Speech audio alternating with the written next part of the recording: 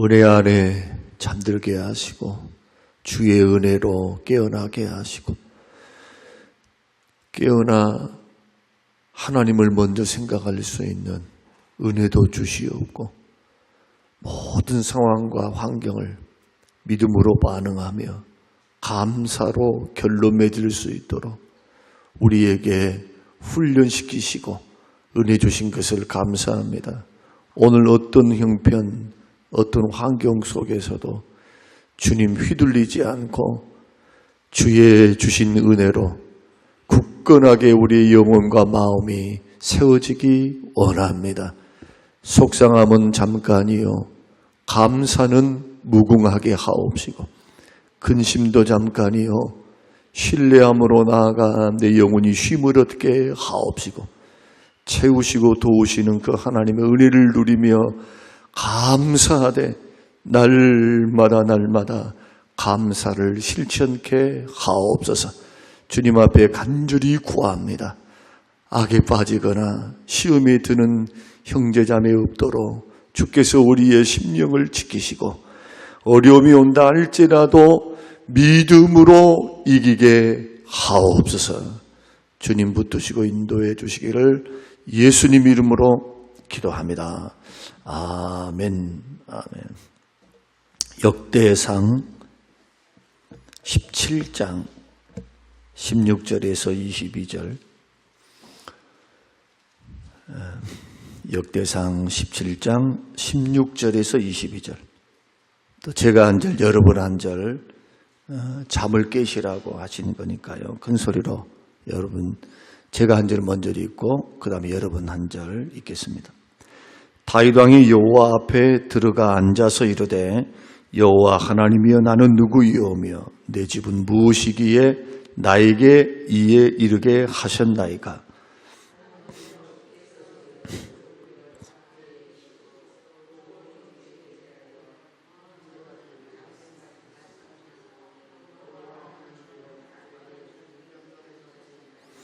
주께서 주의 종에게 베푸신 영예에 대하여 이 다윗이 다시 주께 무슨 말을 하오리까?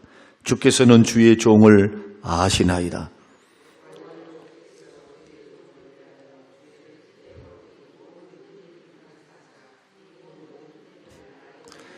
여호와여 우리 귀로 들은 대로는 주와 같은 이가 없고 주 외에는 하나님이 없나이다.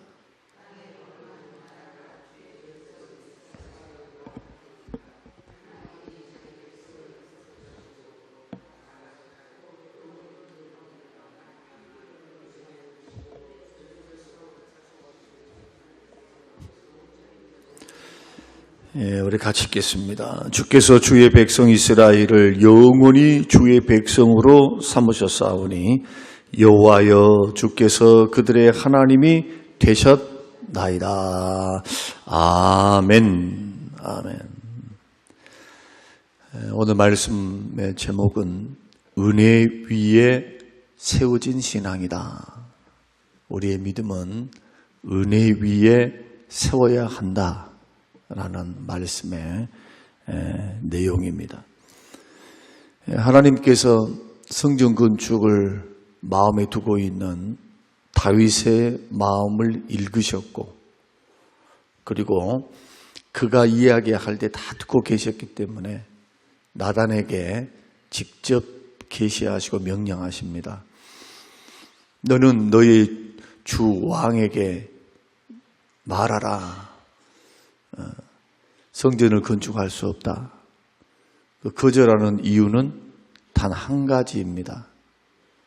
손에 피를 많이 묻혔기 때문에. 하나님께서 반갑지 않으신 겁니다. 그 이유 때문에 그는 하나님께 거절 아닌 거절을 받은 겁니다. 평생의 소원이 그 마음에 그 무거운 그 은혜의 가품이 성전 건축인데 하나님께서는 너의 손으로는 안 돼. 그렇게 말씀하시는 거예요. 너의 아들을 하나 세워서 내가 하겠다. 그리고 그 아들에 대해서 내가 그의 아버지가 되어주고 그는 내 아들이 된다. 그 무슨 뜻입니까? 버리지 않겠다는 거예요. 그렇게 대하겠다는 겁니다. 그러면 너를 통해서 왕조를 세우겠다. 왕조. 왕조가 뭡니까? 왕조. 2대, 3대, 4대, 5대, 6대, 7대 내려가야 왕조죠. 그래서 전에 사울과 같이 대하지 않겠다. 다윗에게 주신 축복입니다. 대대로 왕위가 다윗 너를 통해서 너의 후손을 통해서 물려갈 것이다. 천대까지 은혜를 베푸신다는 그 신명기 출애굽기 말씀 그대로 하나님께서 너에게만 복을 주는 것이 아니라 너 믿음 그렇게 세워졌다. 내 마음에 너를 보니까 내 마음에 너무 흡족하다. 합당하다. 너 같은 사람 못 봤다. 그런 말 아니겠습니까? 우리 주님께서도 이 땅에 오셔서 공생의 기간을 거쳐 나가실 때 수도 없는 사람을 만나셨습니다. 또 수도 없는 사람이 찾아왔습니다. 기적을 보기 위해서 찾아왔고 말씀을 들으기 위해서 찾아왔고 메시아인가 해서 궁금해서 찾아왔고 어떤 사람은 예수 따라다니면 좋은 말씀도 듣고 기적도 보고 구경거리도 있고 먹고 배불러서 소일거리가 없으니까 따라다니는 군중들도 있었고 어떤 사람들은 예수님의 그 말에 꼬투리를 잡아서 예수님을 무너뜨리기 위해서 찾아오는 사람들이 있었습니다. 그런데 정작 우리 주님의 마음에 감동을 주는 사람은 몇 사람이 안 되는 거예요. 무리들을 향해서는 민망히 여기셨다. 자, 예수님을 따라오는 그 백성들을 향해서는 민망히 여겼다는 말은 불쌍히 여겼다는 거예요. 긍휼한 마음, 목자 없는 양같이 유리방황하는 저 영혼들을 보니까 이것이 지옥길인지 천국길인지 이게 복받을 일인지 저주받을 일인지 구분을 못해요.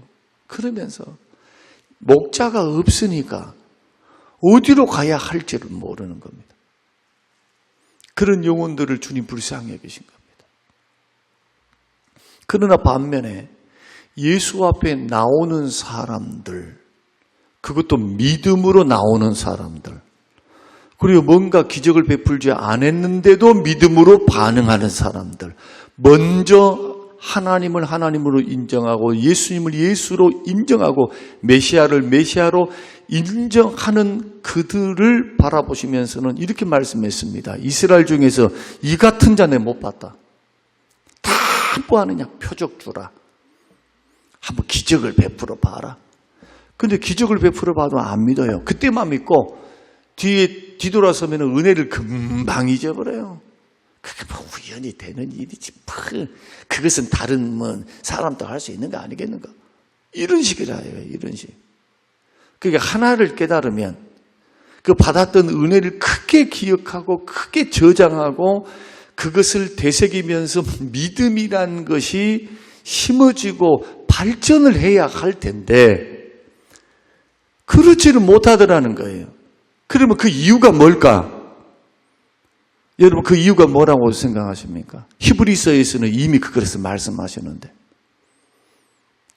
오늘날 너희가 그의 음성을 듣거든 저 이스라엘 백성들이 했던 것처럼 마음을 강팍하게 하지 말라. 저들을 봐라. 하나님을 3번이나 시험해서 그들 망했지 않냐는 거예요. 그들은 어떻게 됐는가? 가나안의 축복 못 받아. 다 죽었다. 광야에서 다 죽었어요. 이집트에서 자유함을 누리고 그래서 몸은 자유롭고 행동도 자유로웠지만 하나님이 주신 만나와 메추라기를 통해서 먹고 살았지만 그들은 갈 곳이 없었어요. 자기 집이 광야야 그냥. 푸른 초목을 보겠습니까? 강을 보겠습니까? 짐승떼를 보겠습니까? 날아다니는 새떼를 보겠습니까? 자유의 몸이긴 해도 축복이 제한되어 있단 말이에요. 축복이. 가나안의 놀라운 축복을 주님이 주실 수가 없었어요. 우리는 이런 교훈을 통해서 이런 말씀을 통해서 배워야 돼요. 이런 교훈을 통해서. 뻗어나가지를 못해요. 믿음이. 잘할라 하면 픽 쓰러져 버려요. 이럴라 하면 팍 해버려요. 왜 그랬는가? 히브리서에서는 그들이 믿음으로 화답하지 않았다. 믿음으로 반응할 줄을 몰라요. 금방 잊어버려. 금방. 이스라엘 백성들의 특징이 뭐냐? 보여주면 믿겠다. 그런데 보여줘도 덜 믿어. 그때뿐이에요. 그때뿐. 이것이 진득하게 가야 주님 보실 때 이사야가 말한 것처럼 주께서 심지가 견고한 자에게 평강에 평강을 더하시리니 심지가 견고해야죠. 마음의 믿음이 견고해야 돼요. 마음이 그냥 팔랑개비처럼 왔다리 이래서는 안 된다. 여러분, 이 말을 여러분 어떻게 들으시는지는 몰라도 제가 믿음의 길을 걸어가면서 나의 인생을 보고 수많은 인생을 보면서 차이점이 뭘까? 저 사람하고 이 사람하고 차이점이 뭘까? 별로 차이점이 없어요. 돈이 많은가? 나이가 많은가? 나이가 적은가? 뭐 출신이 좋은가? 뭔가? 우리 모두 그냥 비슷비슷해요. 뭐 얼마나 부자들이 얼마나 있습니까? 부모가 잘 먹고 잘 살고 뭐 큰 부자들이 얼마나 있어요. 다 소시민들이지. 하나님이 기획하신 게 뭘까? 하나님이 계산하실 게 뭘까? 그 크신 하나님의 사랑과 은혜 주신 하나님의 자녀를 향한 하나님의 기대는 뭘까? 그래서 물러서야 될 것이 있고 물러서지 말아야 될 것이 있어요. 히브리서 10장 38절 이하에 보십시오. 믿음이 뒤로 물러가면 내 마음이 저렇게 빠지 않는다. 오직 의인은 믿음으로 말미암아 살리라 함과 같으니라. 믿음으로 참아낼 줄도 알고 약속을 믿고 그 말씀대로 순종해도 인내로 결실을 하는 겁니다. 이게 히브리서 10장의 말이에요. 이게 다 믿음이에요, 믿음. 그러면서 본격적으로 11장에서는 믿음은 바라는 것들의 실상이요 보이지 않는 것들의 증거라. 선진들이 이로써 증거를 얻었느니라. 수도 없는 말씀들을 하고 있는 것을 보게 됩니다. 저와 여러분의 삶은 믿음의 반응이어야 합니다. 여러분 인생을 살아갈 때 하나님은 아니 계신 것이 없어요. 하나님의 선한 뜻 안에서 하나님이 모르는 데서 일어난 일이 하나도 없다니까요. 내 자식 문제가 됐든 내 건강 문제가 됐든 뭐 사업의 문제가 됐든 내 인생의 문제가 됐든 뜬금없는 일처럼 생각하면 안 돼요. 뜬금없이 일이 일어났나요? 무슨 뭐 재산이 갯돈을 뜯겨버렸다든지 아니면 어쨌든 이런 일들 여러분이 주위에서 일어난 일들이 뜬금없습니까? 내가 뜬금없는 거죠. 나는 유한하니까. 그러나 하나님은 이미 그것을 알고 계십니다. 그래서 믿음의 길을 걸어갈 때 심고 거두는 법칙이 작용을 하는데 내가 무엇을 심는가? 육체를 심으면 육신의 열매를 맺을 거, 성령을 심으면 성령의 열매를 맺을 거라는 거예요. 그것이 갈라디아서 6장의 말씀입니다. 그 길에는 반드시 보상이 따릅니다. 열매는 속일 수가 없습니다. 그렇다면 오늘 우리가 걸어가는 이 영적 원리, 심고 거두는 법칙, 그리고 심고 거두는 법칙의 핵심은 믿음이다. 그리고 그 믿음의 열매와 꽃은 은혜를 기억하는 감사다. 믿음이 있으니까 기억을 해요, 하나님을. 어떤 하나님을 기억할까요? 은혜 주신 하나님. 그래서 우리의 신앙은 은혜 위에 세워야 합니다. 반드시 그렇게 해야 돼요. 다윗은 이런 놀라우신 은혜를 받고 난 후 하나님께서 너의 대적들, 지금까지 너희들을 괴롭혔던 사사시대 때부터 사울시대에 이르기까지 옆에 나라들이 그렇게 공격을 해오고 너를 괴롭게 했지. 이제부터 그들을 싹 쓸어버린다. 너를 통해서 정복하리라. 블레셋 정복이 언제 일어납니까? 다윗 때. 주변 나라 다 정복 누가 합니까? 다윗 때. 조공 다 받아요. 심지어는 솔로몬 시대 때는 이집트의 영향력으로부터 벗어납니다.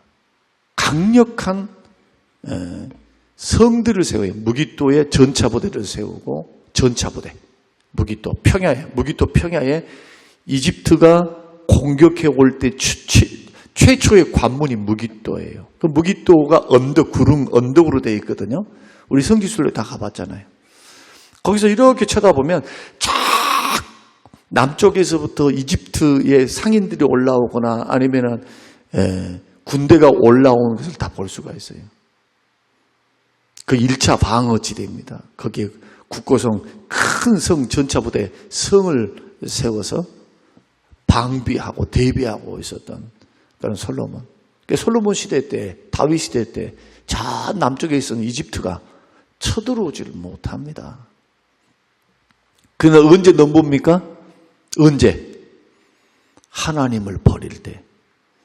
그 아들 르호보암 제4년 첫 번째 해에 4년 다스리던 4년째에 시삭이라고는 이집트 왕이 쳐들어와가지고 완전히 예루살렘을 포위하고 다 정복을 해버리죠. 쳐들어와갖고 뭐합니까? 솔로몬이 가지고 있었던 모든 재물, 금으로 만들었던 의존용 방패 300개, 여름 궁전에 있었던 상아와 보물들, 성전에 있었던 금으로 되어 있던 모든 금초대부터 시작해서 세상에 약탈을 다 당해버려요. 누가 그렇게 허락하셨대요? 성경에 보니까 하나님이 그렇게 하게 하신 겁니다. 뭐 때문에? 믿음 없으니까. 은혜로 여기지 않으니까. 자, 이러한 인과율을 우리가 배우면서도 이러한 교훈들을 통해서 우리는 뭘 배워야 하는가 하는 겁니다. 하나님의 말씀을 읽으시면서 그냥 예수 믿으면 구원받는구나 라는 단순하고도 아주 기본적인 것에 여러분 생각이 꽂혀 있습니까? 아니면 구원받은 하나님의 백성들은 어떻게 살아야 하는가? 누구를 위해 살아야 하는가? 어떤 목적지를 가지고 살아야 하는가? 우리가 눈으로 보이는 오감, 눈으로 시각, 미각, 그 다음에 촉각부터 해서 이런 것 보이는 이 세 개만 눈 돌려보면 이 세 개밖에 안 보이는데? 안 보이는 세계가 있을까? 정말 영적인 세계란 게 있는가? 늘 제가 쓰는 표현이지만 지금 여러분들이 몰라서 그래요. 지금 이 공간 안에 먼지가 얼마나 많은지. 이 공간 안에 불 딱 꺼놓고 햇살이 싹 비추면요. 여러분 깜짝 놀라실 거예요. 여러분들이 집안에 있는 공기, 여기 있는 공기, 순수하게 먼지 하나 없이 숨쉬고 살 사람들 어떤 사람이냐? 저 병원에 가면 격리병동이라는 게 있어요. 격리병동은 딱 비닐을 쳐놓고 그 침상 하나에 공기를 다 뽑아내. 공기를. 그리고 바이러스가 절대 들어가지 못하고 먼지가 절대 못 들어가. 무균실이라고 그래요. 무균실. 밥도 어떻게 줍니까? 밥 줄 때마다 소독 다 해가지고 조그만 튜브에다가 해가지고 넣어줘야 돼. 무균실. 그리고 그것도 하루가 이틀 지나면은 처리 안 하면 안 되거든요. 약품 처리를 해줘야 돼요. 공기에. 그렇게 40분. 가만 내버려줘도 곰팡이나 이런 것은요. 자생력이 있어 돌아다니면서 퍼뜨려. 여러분 매주 뛰어보셨죠? 매주. 굉장히 웃기잖아요. 콩을 버물러가지고 절구에 쪄가지고 이렇게 만들어가지고 방바닥에 딱 놔둔 다음에 지푸라기를 딱 올려놓으면 왜 그것이 곰팡이였는데요? 도대체 그게 뭐가 있어서? 지푸라기에 뭐가 있는 겁니까? 유익균이 있는 거예요. 곰팡이균이. 눈에 안 보이지만. 그러면은 곰팡이 없어 이렇게 말하실 분. 균이 없어 내 눈에 안 보이니까. 손바닥으로 하늘을 가리는 거라 이거예요. 손바닥으로 자기 눈을 가리면서 하늘은 없어 하는 거랑 똑같다는 거예요. 하나 예를 드는 겁니다. 인간의 한계가 이런데 안 보인다 해서 하나님도 없고 뭣도 없고 이것도 없어. 나는 경험 안 했으니까. 그러면 경험했으니까 모든 것이 다 해석이 돼야 되잖아요. 해석이 안 되는 것이 있어요. 사람이 변하는 거. 여러분 자식들 말한다고 잘 듣던가요? 그 아이들이 마음의 변화를 가져와서 정말 개과천선하는 사람들, 여러분 보십시오. 예수 그리스도를 믿어서 삶의 방향이 달라지고 목적지가 달라지고, 삶이 꼭 세상 사람들 하는 것처럼 이런 삶만 있는 게 아니구나. 그것을 깨달아가는 것이 신앙생활. 깨우치는 게 신앙생활. 하나님을 알아가는 게 신앙생활. 하나님 어떤 분인가? 어떻게 살아야 하는가? 그리고 지금 어제나 오늘이나 동일하신 하나님은 지금 놀고 계시고 나를 모르시고 내가 하는 모든 것들을 그냥 아무것도 아니야, 너 괜찮아 하고 계시는가, 세고 계시는가, 기록하고 계시는가. 성경에 보니까 책에 다 기록한다요. 우리 어제 그제 우리가 말씀드렸잖아요. 책에 다 기록해. 우리의 미래 일들을 기록하고 계셔. 이 말은 뭡니까? 우리가 알아듣도록 우리에게 말씀합니다. 우리 인생을 아신다는 거예요. 모태에서부터 지으신 그 하나님이 알아요. 미래 일들을 알아요. 우리 주일 오후에 드렸던 이 말씀이죠. 그래서 오늘 은혜 위에 반드시 세워야 한다. 참된 감사는 은혜를 기억하는 것이다. 다윗이 어떻게 감사 기도를 하며 어떻게 은혜를 잊지 않았는가. 그래서 그 첫 번째 출발점은 뭐냐? 은혜의 출발점은 나의 무가치함을 아는 데서 시작한다. 16절에서 18절 같이 한번 읽겠습니다. 다윗 왕이 여호와 앞에 들어가 앉아서 이르되 여호와 하나님의 나는 누구이오며 내 집은 무엇이기에 나에게 이에 이르게 하셨나이까. 하나님이여 주께서 이것을 오히려 작게 여기시고 종의 집에 대하여 먼 장래까지 말씀하셨사오니 여호와 하나님의 나를 존귀한 자들 같이 여기셨나이다. 주께서 주의 종에게 베푸신 영예에 대하여 이 다윗이 다시 주께 무슨 말을 하오리까? 주여 무슨 말을 하오리까? 입이 있어도 할 말이 없습니다. 베푸신 그 은혜를 생각하면 내가 뭐 할 말이 없습니다. 주께서 나를 아시지 않습니까? 나같이 보잘것없는 자, 나같이 가난한 자, 나같이 형편없는 자, 목동에 지나지 않은 자. 그러면서 선택이 전적인 하나님의 은혜임을, 나를 왕으로 삼아줌이 전적인 하나님의 은혜임을 인정하고 고백하고 있는 모습이거든요. 우리가 진심으로 감사하는 순간은 어떤 순간이냐? 내가 받을 자격이 하나도 없는데 하나님이 나를 세워주실 때입니다. 그때 사람들이 감격을 합니다. 여러분, 하나님께서 우리를 부르시는 것, 그리고 지금까지 있게 하시는 것, 이것은 보이지 않는 하나님의 인도하심입니다. 이것이 은혜입니다. 여러분, 우리가 가지고 있는 모든 걸 보십시오. 하나님께 받은 겁니다. 받은 거예요. 그리고 감사가 자연스러우려면 자기 자신이 얼마나 무가치하고 내가 이것을 누릴 만한 자격이 없음을, 이것이 다 주님으로부터 온 것임을, 주의 인도를 통해서 온 것임을 깨달을 때야 감사가 나타나는 거예요.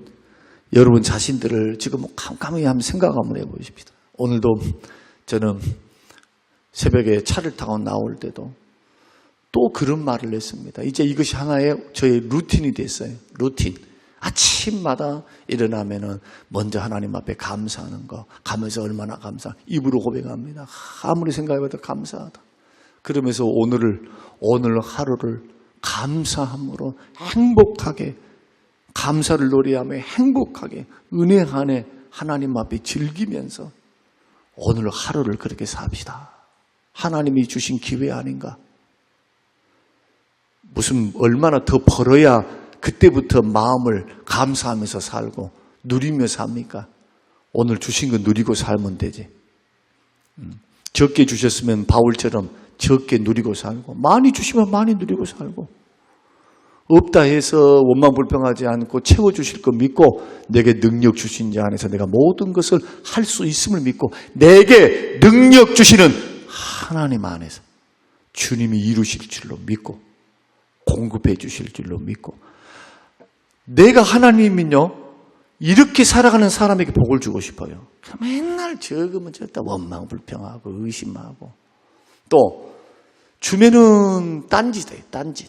건강 줘, 물질 줘, 시간 줘, 못 주면 은혜를 기억하지 않아. 자기 볼장 다 봐. 자기 볼장. 그런 사람 가운데 한 사람은 나예요. 여러분들을 힐난하고 비난하는 것이 아니라 이렇게 은혜를 모르는 사람들이 바로 우리 인간이다. 이걸 기억하며 여러분 범사에 감사히 할 수 있기를 원한다면 나의 무가치함을 아는 데서부터 우리가 은혜가 출발하기에 나에게 모든 주신 것은 하나님의 은혜임을 늘 깨닫고 받을 만한 자격이 없는데 주신 구원에서부터 시작해서 지금 누리고 있는 거 하나님이 주신 것을 헤아려야지 안 주신 것을 남들과 비교해서 불평 원망하는 것은 어리석다. 주신 것 안에 감사의 조건을 찾고 감사를 쌓으면 감사가 감사를 낳고 감사가 축복을 낳고 적은 감사가 큰 감사의 열매로 축복의 열매로 맺는 것이 하나님의 원리이기에 여러분 절대로 원망 불평 뭐 쌀데기 없는 뭐 부정적인 것은 말들은요 하나도 도움이 안 돼요. 말을 바꿔야 돼요. 긍정적으로. 할 수 없다가 아니라 할 수 있습니다. 은혜가 없다 하는 것이 아니라 은혜 있습니다. 은혜를 붙잡는 거예요. 적은 은혜를 큰 은혜로 생각해서 감사할 줄 알고 심는 겁니다. 심어. 근데 결론적으로 나는 받을 만한 자격이 있다. 나는 이런 대우받을 사람이 아니야. 이렇게 생각하는 사람은 감사가 일어나겠어요? 맨날 불평이지. 우리 교회 와가지고 맨날 나는 이런 만한 자격을 나는 받을 만한 자격이 있는데 나를 몰라줘 하면은 그 마음이 지옥이겠어요? 천국이겠어요? 생각해 보는 겁니다. 자기 자신의 무가치함, 자기 자신의 부족함을 먼저 깊이 있게 깨닫는 게 이게 회개예요. 이게 은혜예요. 은혜. 이것이 은혜 있는 사람이에요. 이렇게 낮아질수록 은혜가 커요. 생각이 조그만 것 하나에도 감사를 해. 그러나 마음이 높아지는 사람은 아무리 갖다 주고 아무리 뭘 이득이 저렇게 해도 눈에 안 차. 양에 안 차는 거예요. 그러니 마음에 기쁨도 없고 감사도 없고 하나님이 쫙 쳐다보시면서 만약에 그랬더니 너는 배부르구나. 심령이 가난한 것이 아니라 심령이 배불러서 배 터질 지경이구나. 거기에는 천국이 임할 수가 없어요. 심령이 가난해야 돼요. 은혜의 출발점은 나의 무가치함. 주여 나의 힘으로 한 거 아닙니다. 주님 주신 은혜로 된 겁니다. 나의 모든 거 다 주께서 주신 겁니다. 주님 나에게는 나오는 건 죄밖에 없습니다. 죄. 주님 붙드시지 않으면 주님 나 승리 못합니다. 이게 심령이 가난한 자예요. 오직 주의 능력만이 나를 붙드십니다. 주님만이 나를 살리십니다. 주 외에 의지할 리가 없습니다. 하나님 나를 붙들어 주십시오. 오늘 이 말씀이 저와 여러분에게 큰 도전이 되시길 바라고 내일은 두 가지를 더 말씀드리겠습니다. 오늘 새벽에 여러분들이 좀 힘들지만 새벽에 역대상 역대 강의를 쭉 해나갈 거예요. 이것이 끝나면은 그 다음에 신약으로 가서 또 강해를 하고 번갈아 가면서 성경 66권에 있는 말씀들을 다 한번 훑고 지나갈 겁니다. 여러분들이 이제 힘들지만 새벽에 영상을 보시는 분들 하나의 습관이 되어서 그냥 틀고 정자세로 앉아갖고 하면 더 좋지만 그러지 못해도 늘 움직일 때마다 하나님 말씀을 듣는다. 틈날 때 듣는다. 듣다가 바쁘면은 놔뒀다가 또 가서 듣는다. 그리고 그 말씀 붙잡고 오늘 하루를 산다. 여러분 그렇게 우리 모든 성도들이 큐티하는 것처럼 새벽 기도회에 온라인으로 같이 동참해서 은혜 같이 받으시기 바랍니다. 같은 말씀 먹고 여러분 성장해 가시고 복을 받는 우리 모든 성님의 식구들이 되시기를 주님의 이름으로 축복합니다. 고마우신 아버지, 주신 말씀 마음에 깊이 새기고 주신 이 말씀 안에 우리 인생을 세우되 생각이 변하고 마음이 변하게 하옵소서. 마음을 새롭게 함으로 변화받게 하사 말씀으로 변화받게 하옵소서. 은혜를 은혜되게 하옵소서. 예수님 이름으로 기도합니다. 아멘.